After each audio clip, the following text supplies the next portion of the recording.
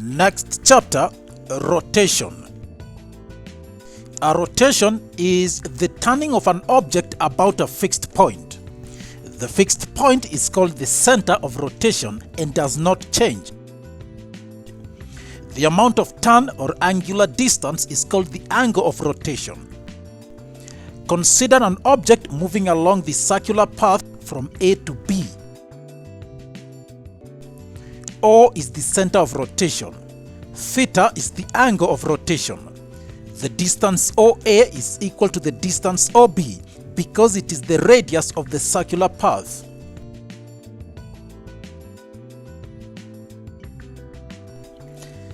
In the same way, geometric shapes can be rotated. A rotation is fully described by the direction of rotation, center of rotation, and the angle of rotation. The direction in which the hands of a clock turn is called clockwise, and the rotation in the opposite direction is anti-clockwise or counterclockwise.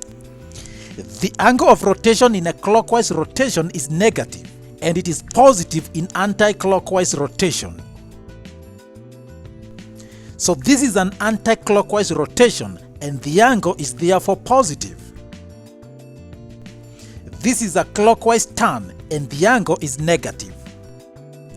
And so in general, a rotation turns a shape. In this example, the triangle has been turned or rotated. Sometimes shapes are rotated just a few degrees, and in other times they may be rotated significantly. In this example, the triangle was rotated anti-clockwise or through a positive turn.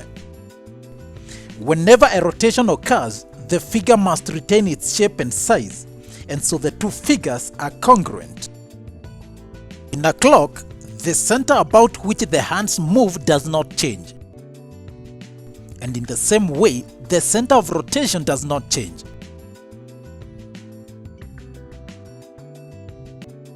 If a figure is rotated all the way around back to where it started, this is called a revolution, and it's 360 degrees.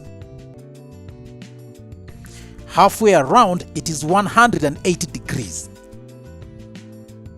Notice that in these rotations, it doesn't matter whether the rotation is positive or negative.